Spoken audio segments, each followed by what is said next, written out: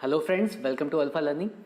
तो लास्ट के लेक्चर में हम लोगों ने डिज़ाइन के स्टेप्स देखे थे। ओके, जो हम लोगों का कंप्रेशन मेंबर चैप्टर चल रहा है, इसमें क्या क्या डिज़ाइन स्टेप्स होते हैं कंप्रेशन मेंबर का, वो सारे स्टेप्स हम लोगों ने देखे थे। वहाँ पर देखे थे आप लोगों ने कि अलग अलग फार्मूलाज किस किस स्टेप्स में किस तरह से लगते हैं, क्या हमारा स्टेप्स फॉलो होता है, उसको हम लोगों ने समझा था वहाँ पर। ओके, इस लेक्चर में हम लोग एक न्यूमेरिकल सॉल्व करने वाले हैं डिज़ाइन के ऊपर ही। ओके, मतलब एक कंप्रेशन मेंबर का हम लोग डिज़ाइन करेंगे यहाँ पर। ओके, यहाँ पर ये एक फुल लेंथ क्वेश्चन होगा। यहाँ पर आपका ऑलमोस्ट सारा जो भी तरह का आता है कॉम्प्लेक्सिटीज़ एक डिज़ाइन प्रोसेस में, वो सारा कुछ इसमें इन्वॉल्व है इस क्वेश्चन में। ओके, तो इसको सॉल्व कर लेंगे, आप एक बार समझ लेंगे इसको अच्छे से, तो आप हर तरह के सवाल अच्छे से अपने खुद से सॉल्व कर पाएंगे। ओके, तो ध्यान से देखते हैं किस तरह से सवाल बन रहा है। ओके, आप भी साथ साथ इसको साथ में बना सकते हैं।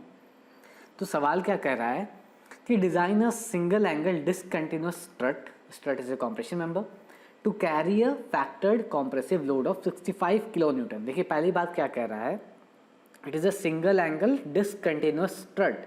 इसकी डिज़ाइन कैसे होती है आपको पता होगा, थोड़ा फॉर्मूला कौन सा था।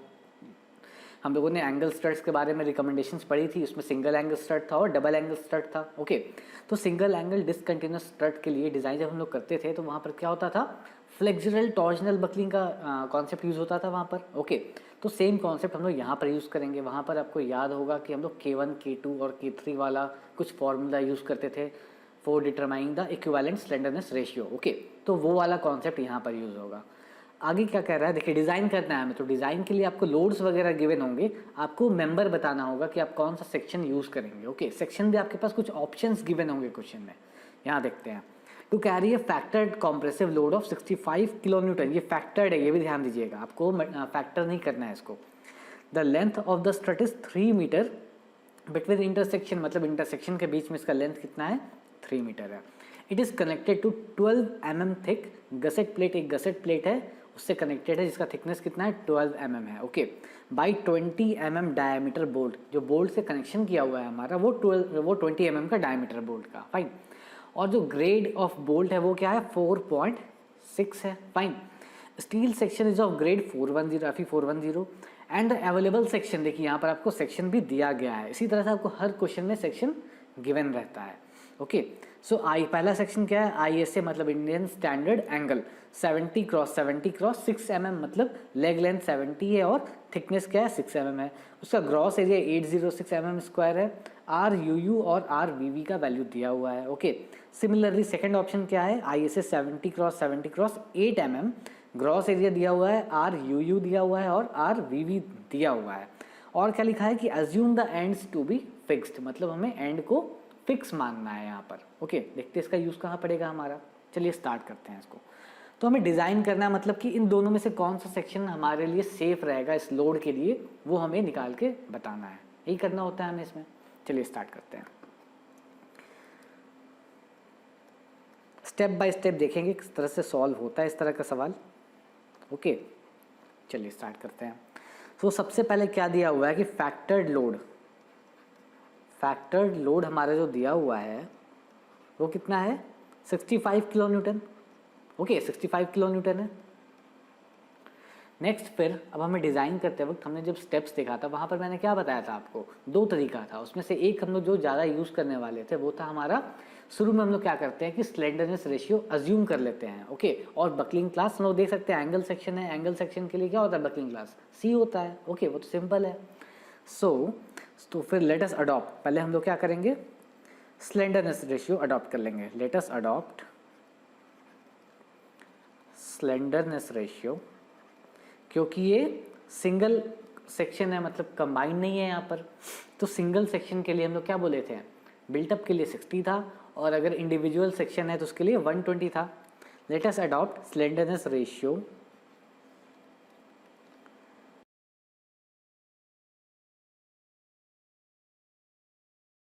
लैम्डा इक्वल्स कितना ले लें, 120 ले लेते हैं। फाइन, और बकलिंग क्लास क्या हो जाएगा एंगल सेक्शन के लिए, buckling class will be C। Okay, ये सारा हम लोग यूज़ करने वाले हैं आगे।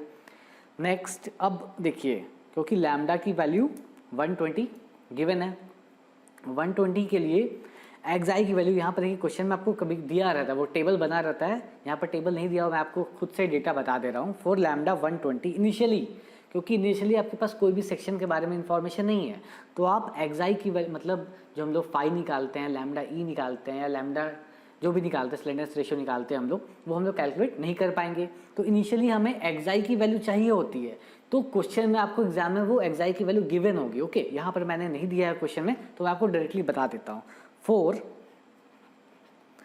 या फिर किसी तरह का टेबल आपके पास गिवन होगा क्वेश्चन में। Okay, so for lambda equals to 120 और बकलिंग क्लास सी के लिए ओके एक्स की वैल्यू क्या होती है 0.368। ये वैल्यू मेरे पास अवेलेबल है। ओके, आपके पास भी अवेलेबल होगा, इसकी टेंशन लेने की ज़रूरत नहीं है। ओके, तो यहाँ से आप क्या कर सकते हैं, अब एक्स आपको मिल गया, तो इनिशियली एक एफ का वैल्यू आप निकाल सकते हैं। ये हम लोग क्यों निकाल रहे हैं, ताकि हम लोग एक ट्रायल सेक्शन अज्यूम कर पाए। मैंने बताया था आपको कि हम लोग को क्या करना पड़ता है, एक ट्रायल सेक्शन अज्यूम करना पड़ता है, फिर उस पर हम लोग चेक करते हैं कि वो हमारे लोड के लिए सेफ है या नहीं है। ओके, सो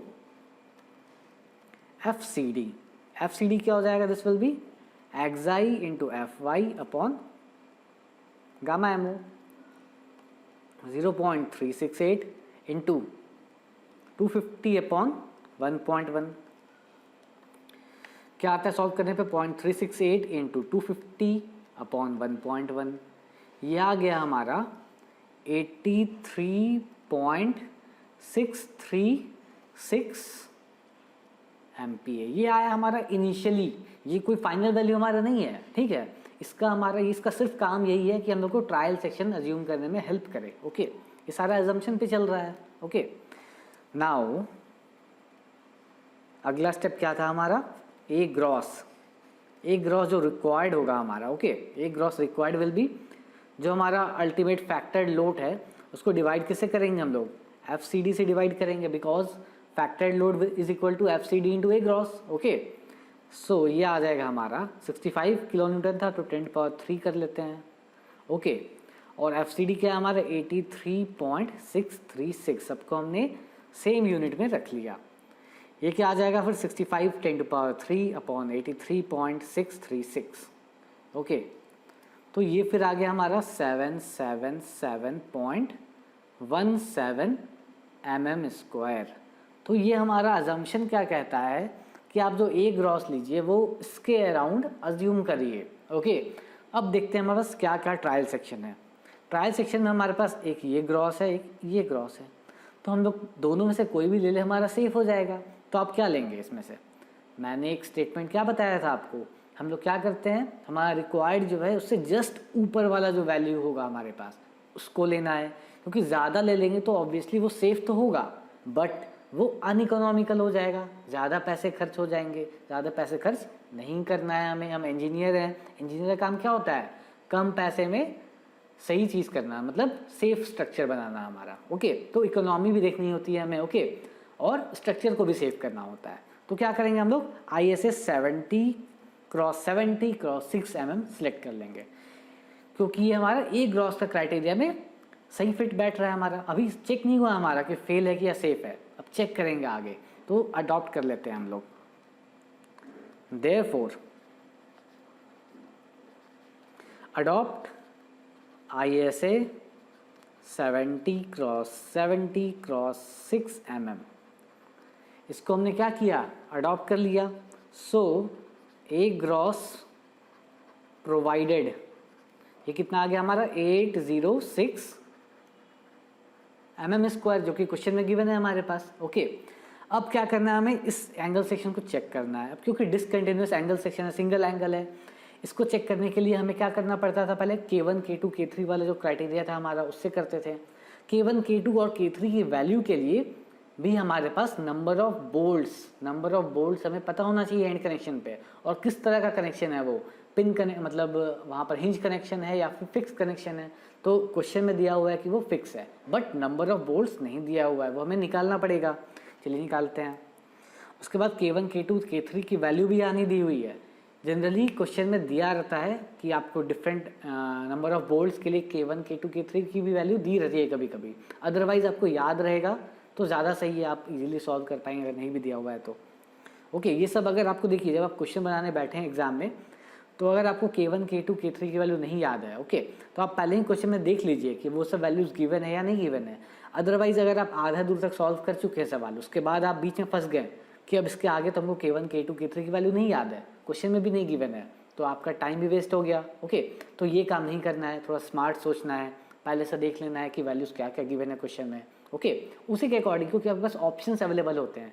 कन्वेंशनल वाले एग्जाम में आपके पास ऑप्शंस होते हैं, आपको सारे सवाल नहीं बनाने होते हैं। ओके, चलिए नाउ डिज़ाइन करते हैं। पहले डिज़ाइन स्ट्रेंथ ऑफ बोल्ट करेंगे। ओके, 20 mm डायमीटर का बोल्ट है। ओके, डिज़ाइन स्ट्रेंथ ऑफ बोल्ट्स तो दो तरह से होता है, हमारा शेयर में होता है और दूसरा पियरिंग में होता है। ओके, दोनों में कर लेंगे। बोल्ट्स हमारे सिंगल शेयर में होते हैं इसमें। ओके, पहले क्या निकालेंगे, VDSB। ओके, मैं डायरेक्ट लिख रहा हूँ, अब तो आप लोग सब कुछ जान चुके हैं क्या होता है, किस तरह से होता है। मैं डायरेक्टली फॉर्मूला में वैल्यू प्लेस करते चलता हूँ अब। ओके, ये सिंगल शेयर है, याद रखिएगा।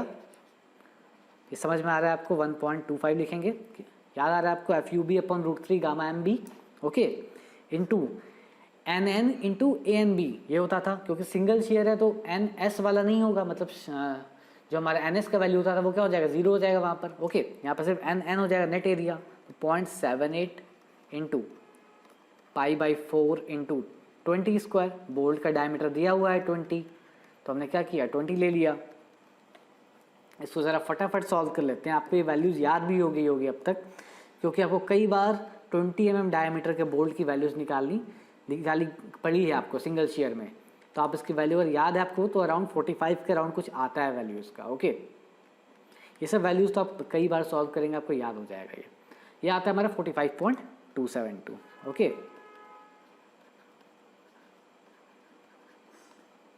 फाइन। नेक्स्ट हमारा क्या होगा, VDPB। फॉर्मूला लिखते हैं इसका पहले, 2.5 kb/dt into FU upon 1.25। Okay, पहले हमें क्या निकालना पड़ेगा, kb निकालना पड़ेगा। So kb is equal to, kb का क्या होता था formula, minimum of E upon 3d0 P upon 3d0 minus 0.25 upon FUB upon FU and 1, इसमें से जो मिनिमम होगा। ओके, अब E और P के बारे में, मतलब एंड डिस्टेंस और पिच के बारे में कुछ भी नहीं कहा गया है, तो क्या करेंगे हम, अज्यूम कर लेंगे। क्या अज्यूम करेंगे, minimum value for E minimum. E minimum क्या होता है, 1.5 इंटू d0। ओके, 1.5 इंटू ये क्या हो जाएगा, 22। इसका वैल्यू आपको ये भी आप याद रख सकते हैं, 0.5 आता है जनरली। अगर आप सारा मिनिमम वैल्यू लेके बनाते हैं, ओके, तो आपका वैल्यू क्या आता है, अराउंड kb का 0.5 आता है। ओके, चलिए इसको सॉल्व कर लेते हैं वैसे हम। ओके, तो kb की वैल्यू क्या आ जाएगी, यहाँ पर आएगा 0.5, यहाँ पर आ जाएगा फिर आपका क्या आता है, 2.5 इंटू 20 अपॉन 3 इंटू 22 माइनस 0.25।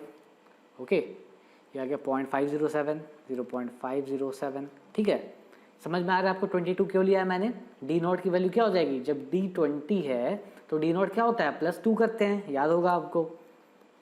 फिर FUB अपॉन FU क्या आएगा फिर आपका,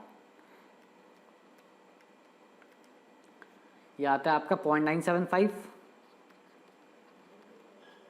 ओके, सॉल्व करने पे ये आ जाएगा 0.5। ये सब वैल्यू आप इतनी बार सॉल्व कर चुके होंगे कि आपको अब याद हो गया होगा। ओके, नेक्स्ट देयरफॉर VDPB क्या हो जाएगा, अब VDPB will be 2.5 into kb का वैल्यू क्या है, 0.5, d का वैल्यू है 20, t का वैल्यू 6 दिया हुआ है आपको। कहाँ से आ रहा है, t मिनिमम होता है।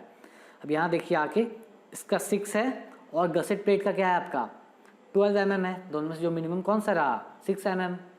क्लियर है, 6 इंटू 410 FU हो गया, डिवाइड बाई 1.25 और 10⁻³ कर लेंगे ताकि वैल्यू किस में आ जाए, किलो न्यूटन में आ जाए। सॉल्व करें ज़रा इसको, 2.5 into 0.5 into 20 into 6 into 410 upon 1.25 आता है हमारा 49.2 किलो न्यूटन। तो हमारा VDB क्या हो गया, देयरफॉर VDB क्या हो गया हमारा, मिनिमम ऑफ VDSB और VDPB कितना आ जाएगा फिर 45.272 किलो न्यूटन। क्लियर है ये? आगे बढ़े अब हम लोग। अब नाउ अगर हमारा VDB इतना है, मतलब एक बोल्ट का स्ट्रेंथ 45.272 है, लोड हमारे पास कितना आ रहा था 65 किलो न्यूटन, तो नंबर ऑफ बोल्ट्स कितने चाहिए होंगे हमें फिर, वो देखते हैं। Number of bolts will be equal to PU upon VDB, क्या हो जाएगा 65 अपॉन 45.272, इसकी वैल्यू समथिंग 1 पॉइंट समथिंग आएगी। ओके 1 पॉइंट समथिंग तो बोल्ट हम लोग दे नहीं सकते हैं, 1 दे नहीं सकते, नहीं तो वो फेल हो जाएगा। तो क्या करेंगे, उसे थोड़ा सा ज़्यादा देना पड़ेगा। तो क्या दे देंगे, 2 बोल्ट्स लगभग दे देंगे। ओके अराउंड 2 बोल्ट्स हो गया हमारा। Okay therefore provide 2 bolts, therefore provide 2 bolts at each end। Okay अब नंबर ऑफ बोल्ट्स तो निकल गया, पर ये बोल्ट्स हम लोग निकाल क्यों रहे थे, ठीक है, भूलना नहीं है आपको कि हम लोग क्यों कर रहे हैं। ऐसा ना हो कि आप सॉल्व करते करते भूल जाए कि हम लोग क्यों कर रहे थे ये काम।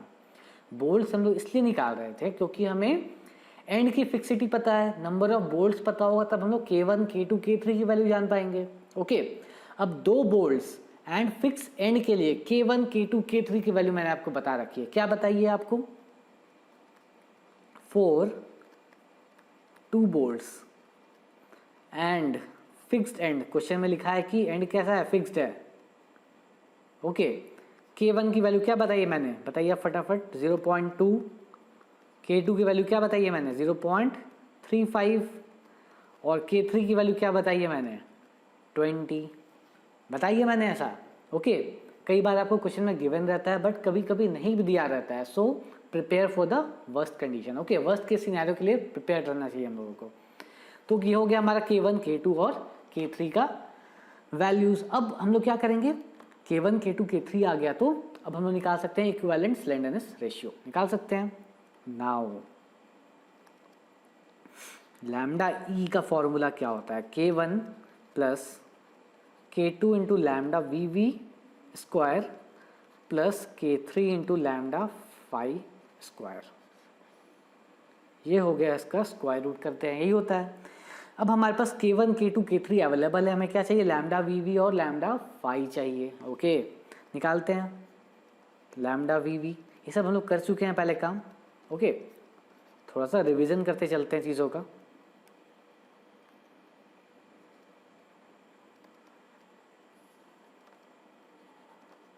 ये होता है फॉर्मूला उसका, याद होगा आपको अब। ओके इसको थोड़ा सॉल्व करते हैं। एल इफेक्टिव क्या दिया हुआ था वहाँ पर, 3 मीटर दिया हुआ था एंड टू एंड डिस्टेंस, 3 10⁻³ ले लीजिए इसको, क्योंकि मीटर में गिवन था।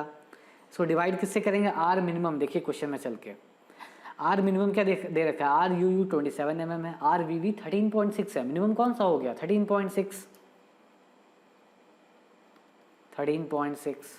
होल डिवाइड बाय XI की वैल्यू क्या होती है 250/FI का रूट। यहाँ पर FI का वैल्यू क्या होगा 250, देयरफॉर XI की वैल्यू क्या हो जाएगी 1 into root under pi square into E की वैल्यू क्या, modulus of elasticity 2 into 10⁻⁵, unless otherwise given आप ये वैल्यू यूज कर सकते हैं। ओके इसको थोड़ा सा सॉल्व कर लें अगर, तो क्या मिलेगा हमें, 3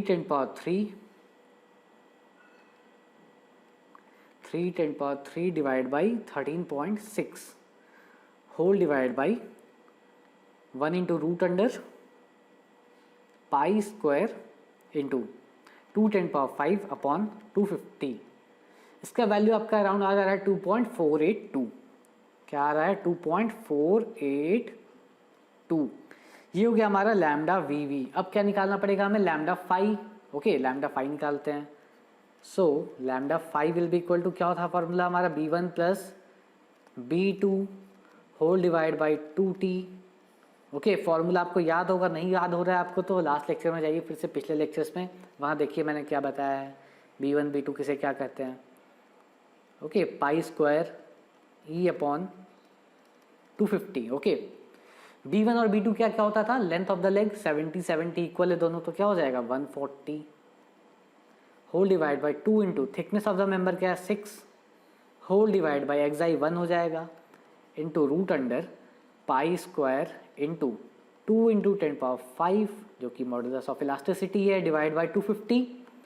ओके, इसको सॉल्व कर लेते हैं फटाफट। क्या आ जाता है 140 divide by 2 into 6 upon 1 into root under pi square into 2 10⁵ upon 250। Okay, ये आ गया वैल्यू हमारा 0.131। ओके, आ रहा होगा आपका भी इतना ही। अब हमारे पास लैम्डा बी भी आ गया, लैम्डा फाई आ गया, तो अब क्या करेंगे हम लोग लैम्डा ई निकाल लेंगे।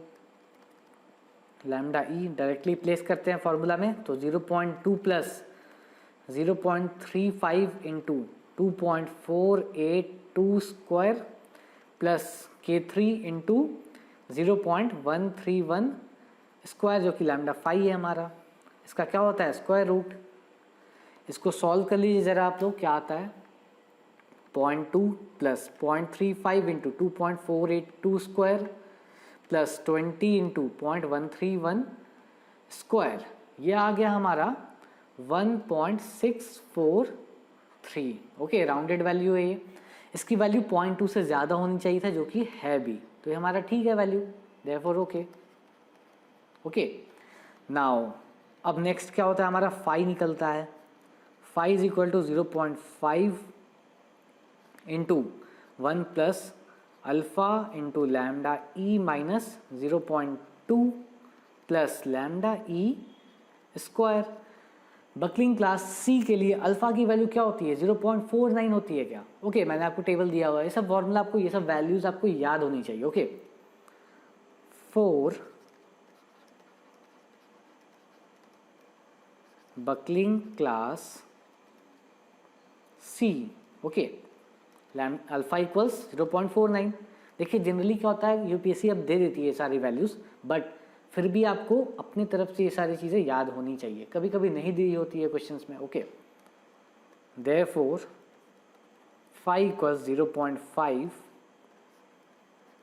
1 plus 0.49 into 1.643 minus 0.2 plus 1.643 square. इसको ज़रा सॉल्व कर लीजिए आप, तो क्या आता है 0.5 into 1 plus 0.49 into 1.643 minus 0.2 okay plus 1.643 square. इसका वैल्यू आता है कुछ 2.203। ये आ गया आपका फाई का वैल्यू। अब फाई आ गया है तो हम लोग क्या निकाल सकते हैं, अब एफ सी डी निकाल सकते हैं, क्योंकि हमारे पास फाई भी है और लैम्डा ई भी है। देयरफॉर अब ये एक्चुअल वाला एफ सी डी निकल रहा है, मतलब जो हम लोगों ने मेंबर सेलेक्ट किया है उसका ये एक्चुअल एफ सी डी है। Okay, design compressive strength. So F C D will be equal to F Y upon gamma M O whole divide by phi plus phi square minus lambda E square whole root. इसको ज़रा values place करते हैं सारा, 250 upon 1.1 whole divide by phi की value क्या आई है अभी हमारी 2.203 आई है क्या, फिर 2.203 स्क्वायर माइनस 1.643 स्क्वायर जो कि हमारा लैम्डा ई है, इसका क्या हो जाएगा स्क्वायर रूट हो जाएगा ये। ठीक है, इसको सॉल्व कीजिए ज़रा, क्या आता है 250 divide by 1.1 whole divide by 2.203 plus root under 2.203 square minus 1.643 square. ये आता है हमारा 61.917 एम्पियर। और ये वैल्यू हमारा F Y upon gamma MO से कम होना चाहिए था क्या। F Y upon gamma MO क्या आता है 250 अपॉन 1.1, यह आता है हमारा 227.27, कम है तो ठीक है। This is less than F Y upon gamma MO, therefore okay. तो ये सारी चेक्स करते चलनी है आपको, जब भी आप सॉल्व कीजिए तो स्टेप बाय हर स्टेप पे जो भी चेक्स रिक्वायर्ड है वो सारा चेक्स ज़रूर वहाँ पर दिखाना है आपको, एग्जामिनर को दिखना चाहिए कि आपने सारा चेक्स अप्लाई करा है वहाँ पर। ओके, अब चेक करेंगे हम लोग कि इसका डिज़ाइन लोड कैरिंग कैपेसिटी कितना है इस मेंबर का। So now P D design load carrying capacity क्या हो जाएगा, F C D into gross area. Okay, यही हो जाएगा क्या, एफ सी डी क्या हमारा 61.917 इंटू ग्रॉस एरिया क्या था 806 mm² है क्या, इसको किलोमीटर लेने के लिए 10⁻³ से मल्टीप्लाई कर दिया हमने। इसकी वैल्यू क्या आती है हमारे 61.917 इंटू 806 10⁻³ ये आता है कितना हमारा 49.905 किलो न्यूटन। अब ये वैल्यू हमारा फैक्टर्ड लोड से कम हो गया, तो अब क्या करेंगे हम लोग। ओके, ऐसा केस भी हो सकता है, this is less than PU that was equal to 65 kilo newton, therefore this is not safe, this is not safe, आपका डिज़ाइन फेल हो गया। ओके, डिज़ाइन हो गया हमारा फेल। अब क्या करें भाई, तो जो सेकंड मेंबर है हमारा उसको अडॉप्ट कर लेते हैं फिर हम लोग।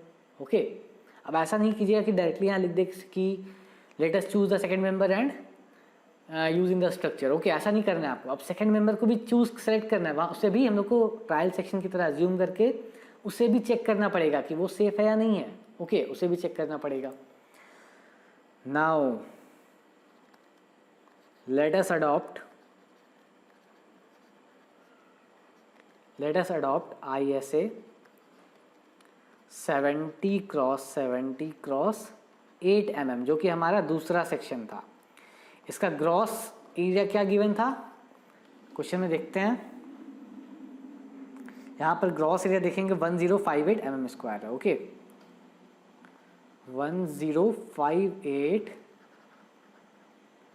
mm² है। ओके, ये इसका एक ग्रॉस हो गया। अब इसे चेक करते हैं, चलिए। अब डायरेक्टली देखिए वहाँ K1 K2 K3 था हमारे पास। ओके, हमें लैम्डा ई निकालने के लिए लैम्डा फाई और लैम्डा वी भी चाहिए, चलिए वो निकाल लेते हैं। वो चेंज हो जाएगा थोड़ा यहाँ पर क्योंकि मेंबर का थिकनेस चेंज हो गया है। ओके, नंबर ऑफ बोल्ट्स वगैरह वाला सब सेम रहेगा, वहाँ पर कोई चेंज नहीं होने वाला। हमारा K1 K2 K3 की वैल्यू फिक्स है। ओके, लैम्डा वी भी फिर से मैं फॉर्मूला नहीं लिखूंगा, डायरेक्टली वैल्यू प्लेस करते हैं अब। ओके, 3 × 10³ अपॉन 12 क्या था वैल्यू हमारा, यहाँ पर आके देखते हैं तो वैल्यू है हमारा 13.5 है आर मिनिमम की वैल्यू। ओके,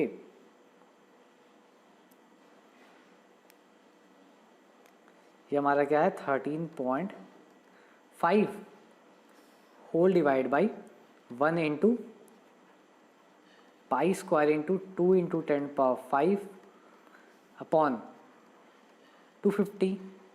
इसका ले लेते हैं स्क्वायर रूट, इसको ज़रा सॉल्व करते हैं, क्या आता है 3 10³ whole divide by 13.5 upon 1 into root under क्या आ जा रहा है पाई स्क्वायर इंटू 2 10⁵ अपॉन 250। ये आ गया हमारा अराउंड 2.5008, तो अराउंड इसको लिख सकता हूँ 2.501। ओके, कोशिश कीजिएगा कि डेसिमल के बाद 3 डिजिट तक आप इसकी वैल्यू ले लीजिए, तो आपका आंसर थोड़ा ज़्यादा close to the accurate result आएगा आपका। ओके, लैम्डा फाई क्या होता था b1 + b2/2t upon xi into root under pi square upon 250। Directly formula place करते हैं, वैल्यूज 140/2 इंटू यहाँ पर देखिए चेंज हो जाएगा 8 है हमारा। ओके, 8 है और ये डिवाइड किससे हो जाएगा 1 into pi square into 2 into 10⁵ whole divide by 250। इसका क्या कर लेंगे स्क्वायर रूट कर लेंगे, क्या इसका वैल्यू क्या आता है फिर 140 divide by 2 into 8 whole divide by 1 into root under क्या आ रहा है ये pi square into 2 10⁵ upon 250। Okay, इसका वैल्यू हमारा आ रहा है 0.0984। ये आ गया हमारा लैम्डा वी भी लैम्डा फाई सेम वही काम करें हम लोग दोबारा से। ओके, नेक्स्ट फिर हमारा क्या हो जाएगा, लैम्डा वी भी लैम्डा फाई हो चुका है, अब लैम्डा ई हम लोग डायरेक्टली निकालेंगे अब। ओके, ज़्यादा मैं फॉर्मूला नहीं लिख रहा हूँ दोबारा, ओके, डायरेक्टली फॉर्मूला में प्लेस करते हैं वैल्यूज़। तो 0.2 plus 0.35 into 2.501 square plus 20 into 0.0984 square. इसका क्या कर लेंगे, अब स्क्वायर रूट कर लेंगे क्या, ये हो गया। इसका वैल्यू क्या आता है सॉल्व करने पे, देखते हैं। 0.2 plus 0.35 into 2.501 square plus 20 into 0.0984 square, ये आ रहा है हमारा 1.606। इसकी वैल्यू भी 0.2 से ज़्यादा है, देयरफॉर ठीक है ये, देयरफॉर ओके, यहाँ तक तो ठीक है हमारा। हमने क्या किया, सारा चेक कर लेना है आपको, ठीक है, जो भी चेक्स है वो सारा अप्लाई करते चलना है आपको। नाउ फाई की वैल्यू कैसे निकलती है, 0.5 इंटू डायरेक्टली फॉर्मूला में प्लेस करते हैं वैल्यू, अल्फ़ा की वैल्यू 0.49 होगी, ओके, इंटू 1.606 माइनस 0.2 प्लस 1.606 का स्क्वायर, ये हो जाएगा। इसको ज़रा सॉल्व कर लिया अगर तो 0.5 into 1 plus 0.49 into 1.606 minus 0.2 plus 1.606 square, okay, ये आता है हमारा 2.134, ओके। अब हमारा फाई आ चुका है, लैम्डा ई आ चुका है, डायरेक्टली हम लोग क्या निकालेंगे अब, एफ सी डी। देखिए बहुत जल्दी निकल गया हमारा वैल्यूज सारा। एफ सी डी अब चेक करते हैं हम लोग, तो क्या हो जाएगा, एफ वाई अपॉन 1.1 जो कि गामा एम होता है, डिवाइड बाई क्या हो जाएगा ये फिर, फाई मतलब 2.134 प्लस रूट अंडर क्या हो जाएगा 2.134 स्क्वायर माइनस 1.606 स्क्वायर, ये हो जाएगा क्या। इसको ज़रा सॉल्व कर लें, क्या आता है 250 divide by 1.1 divide by 2.134 plus root under 2.134 square minus 1.606 square, यह आ रहा है हमारा 64.212 MPa। ये क्या है हमारा, डिज़ाइन कॉम्प्रेसिव स्ट्रेंथ है, अभी लोड नहीं आया है हमारा, ओके। एंड ये हमारा F Y upon gamma M से कम होना चाहिए, जिसका वैल्यू क्या होती है 227.27 होता है, therefore this is less than F Y upon gamma M. एक और चेक लग गया हमारा, तो यहाँ पर भी ये सेफ है, यहाँ पर भी ये ओके है, हमारा चेक सारा सही रखता जा रहा है। नाउ डिज़ाइन कॉम्प्रेसिव लोड क्या हो जाएगा, डिज़ाइन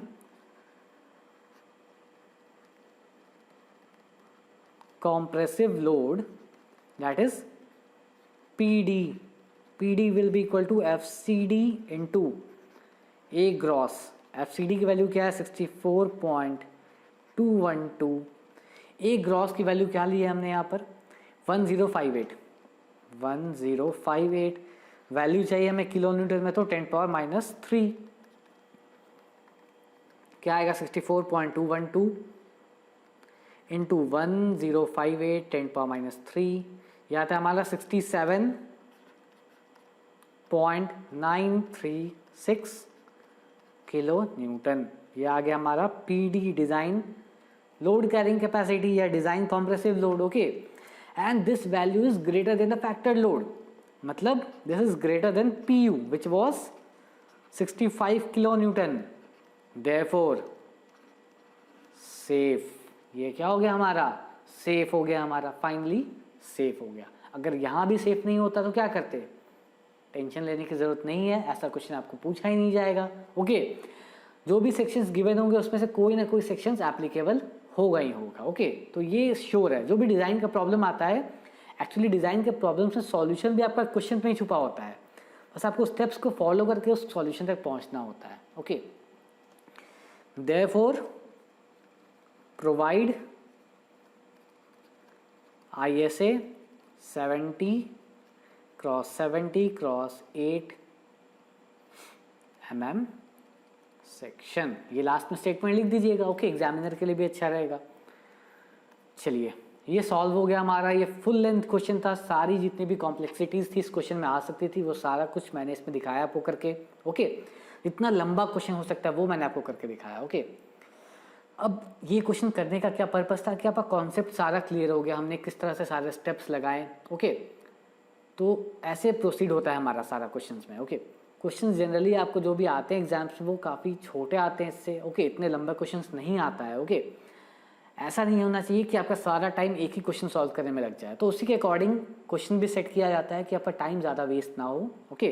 जितना रिक्वायर्ड टाइम है उसमें आपका क्वेश्चन सॉल्व हो जाए। तो इतने लंबे लंबे क्वेश्चंस नहीं आते हैं, मे बी इसके कुछ पार्ट आ जाए आपको क्वेश्चन में, ओके। तो इतने बड़े बड़े क्वेश्चन जनरली नहीं आते हैं, बट यहाँ रिक्वायर्ड था फॉर कॉन्सेप्ट क्लियरिंग। आप एक क्वेश्चन ऐसा सॉल्व कर लेंगे तो आपको इससे रिलेटेड कई सारे कॉन्सेप्ट्स क्लियर हो जाएंगे, ओके। तो यही मेरा पर्पस था आज का इस लेक्चर में, ओके। होपफुली वो क्लियर रहा होगा मेरा, ठीक है। तो आज के लिए इतना ही, फिर आगे का नेक्स्ट लेक्चर में देखते हैं, okay. Thank you for today.